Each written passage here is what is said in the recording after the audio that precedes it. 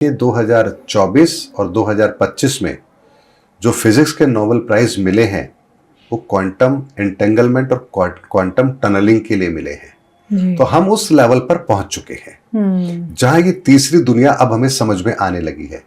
लेकिन हम तो सनातन के अंदर इस दुनिया को हजारों साल पहले से जानते हैं। हमने तो अपने ज्योतिषीय कैलकुलेशन में इसको शामिल किया है और ज्योतिष विज्ञान कोई 100 साल पहले का तो है नहीं। भगवान राम के जन्म के समय पर भी हमने ज्योतिष की गणनाएं देखी हैं। कर्क लग्न की कुंडली है। तो आप सोचिए हम इस विज्ञान को कितने समय पहले से जानते हैं। लेकिन मैं फिर वही बात कह रहा हूं, हमने इस विज्ञान को जानने के बाद इसका शाश्वत प्रयोग किया है, सत्य के लिए प्रयोग किया है। हमने कभी भी इसको भौतिकवादी विचारधारा में इसका प्रयोग किया ही नहीं है। भौतिकवादी सोच के अंदर जिन लोगों ने इसको प्रयोग करने की कोशिश की उन्हें हमारे शास्त्रों में राक्षस कह के संबोधित किया गया। क्योंकि राक्षस कौन होते थे? मदिरा पान करना, मांस का भक्षण करना, और उनकी प्रवृत्ति बिल्कुल एक भौतिकवादी सोच की तरह है। तो सुर और असुरों के बीच के अंदर जो संग्राम होता है, देवासुर संग्राम जिसे हम कहते हैं, वो क्या होता था? वो यही तो होता था कि हर समय पर गलत विचारधारा और सही विचारधारा के बीच में टकराव रहा है। और ईश्वर सदैव अच्छी विचारधारा जो होती है, दैवी विचारधारा होती है, उसका हमेशा पक्षधर रहे हैं ईश्वर हमेशा। क्यों? क्योंकि मानवता के हित में है, इस संसार के हित में है। और राक्षसों की जो विचारधारा है वो कभी भी हित में रही ही नहीं है। उनको जब जब ये ज्ञान मिला, उन्होंने इस चीज को प्राप्त किया, तब तब उन्होंने विनाश ही किया है। और प्रकृति का नियम है, जो गहनता से इस गहराई में उतरेगा उसे विज्ञान पता जरूर लगेगा। इसीलिए हमारे साइंटिस्टों ने भी जब गहनता से इस चीज को समझना चाहा तो उन्हें विज्ञान पता लगा। और पता लगा तो उन्होंने क्या किया? उन्होंने एटम बम ही बनाया। उन्होंने मानवता के उत्थान के लिए कोई बहुत बड़ा कार्य नहीं किया। लेकिन हमारे ऋषि मुनियों ने ब्रह्मास्त्र नहीं बनाया। हमारे ऋषि मुनियों ने वेद लिखे, उपनिषद लिखे, ग्रंथ लिखे, ताकि आने वाले समय के अंदर हम इस सनातन के रहस्य को जान पाए, समझ पाए।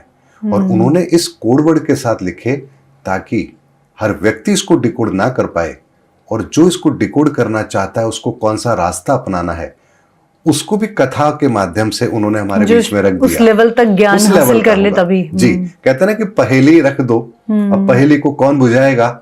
जो उस पहेली के गहराई तक पहुंचेगा। तो ऐसे ही हमारे शास्त्रों में बहुत सी कथा कहानियां जो लिख दी गई हैं वो इसीलिए लिखी गई हैं ताकि जो सत्य को जानने वाला है, समझने वाला है, वो तो सत्य तक पहुंच जाएगा और बाकी लोग इधर उधर भटक करके रह जाएंगे और सत्य उन तक नहीं पहुंचेगा। क्योंकि सत्य की सुरक्षा भी ये भी आवश्यक है।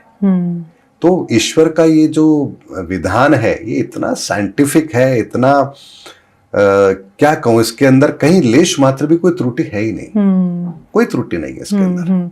तो मनोज जी, ऐसे में जो लोग, कई लोग मैं देख रही हूँ धार्मिक हैं, आजकल स्पिरिचुअलिटी को भी अपना रहे हैं, तो उन्हें क्या करना चाहिए? क्योंकि कई बार लोगों के मन में ये सवाल आ रहा है कि अगर इतना कुछ परिवर्तन हो रहा है तो उनकी भूमिका क्या है या उनके कर्म कैसे होने चाहिए? जो व्यक्ति अपने आप को आध्यात्मिक कहता है या आध्यात्म के मार्ग पर चलना चाहता है, उन्हें सबसे पहले एक बात को समझना होगा कि आध्यात्म कहते किसे हैं। आध्यात्म का मतलब ही है आत्मा का अध्ययन। और आत्मा क्या है? आत्मा तो शाश्वत है, परमात्मा का अंश है।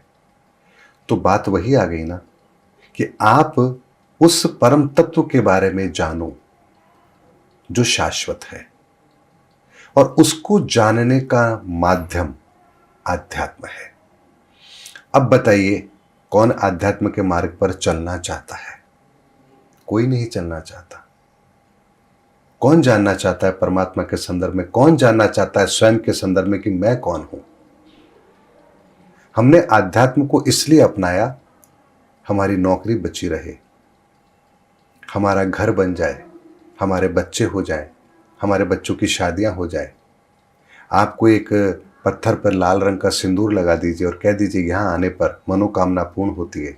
आप देखिए भीड़ लग जाएगी, अगले दिन से लाइन लग जाएगी, अगले दिन से भीड़ लग जाएगी। तो वहां आदमी किस लिए जा रहा है? अपनी मनोकामना के लिए। कौन सी मनोकामना? जो भौतिकवादी सोच के साथ है।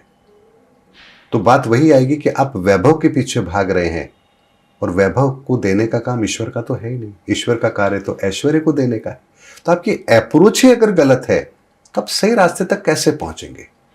इसीलिए अगर आध्यात्मवादी बनना चाहते हैं हम, तो हमें सबसे पहले सनातन को समझना है, उस ईश्वरीय तत्व को समझना है जो आपके भीतर है, वो कैसे काम कर रहा है, आपके विचारों में वो कैसे काम कर रहा है, आपकी मति कैसे दूषित हो रही है, आपकी मति पर कौन सा पर्दा पड़ा हुआ है, आपके विचार घृणित है तो कैसे हैं, आप अपने भीतर से सफाई करेंगे तो कैसे करेंगे।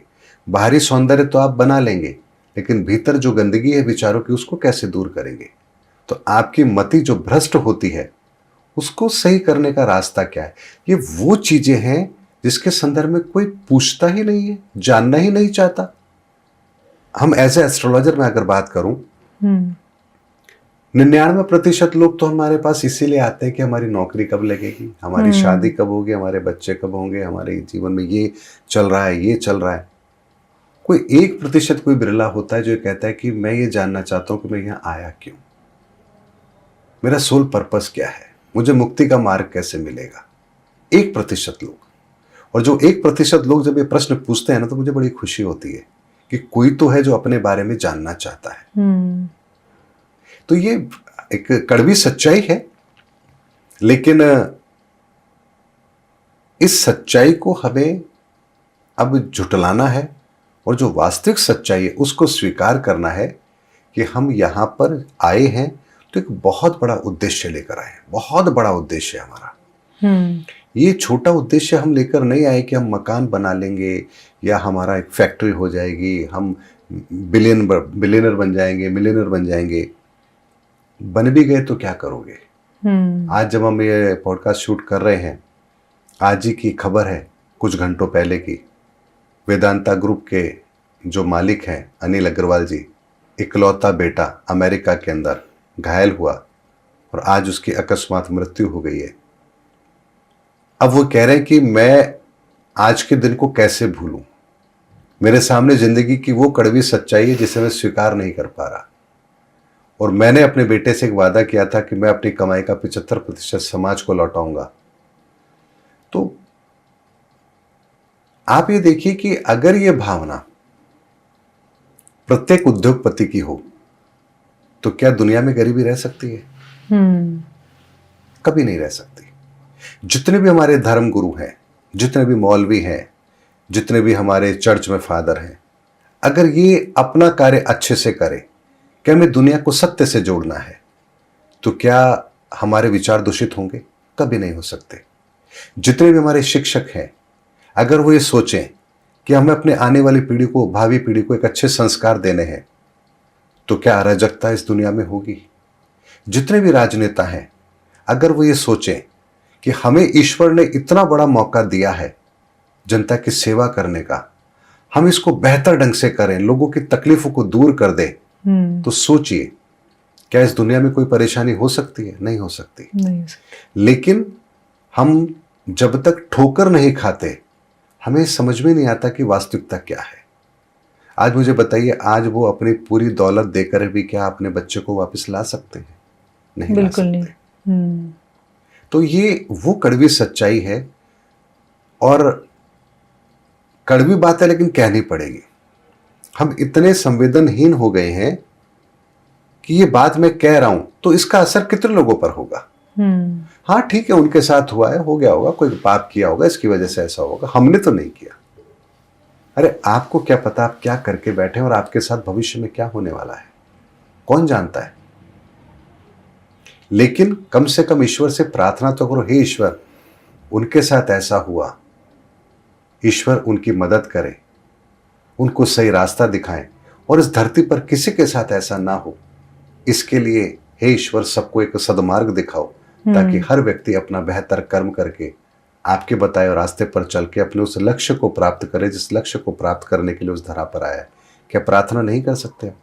कर सकते हैं, लेकिन बात वही आती है, हमारी सोच इतनी ज्यादा भौतिकवादी हो गई है कि पैसा, मेरा फायदा, इसके अलावा दुनिया को कोई दूसरी चीज सोचती ही नहीं है।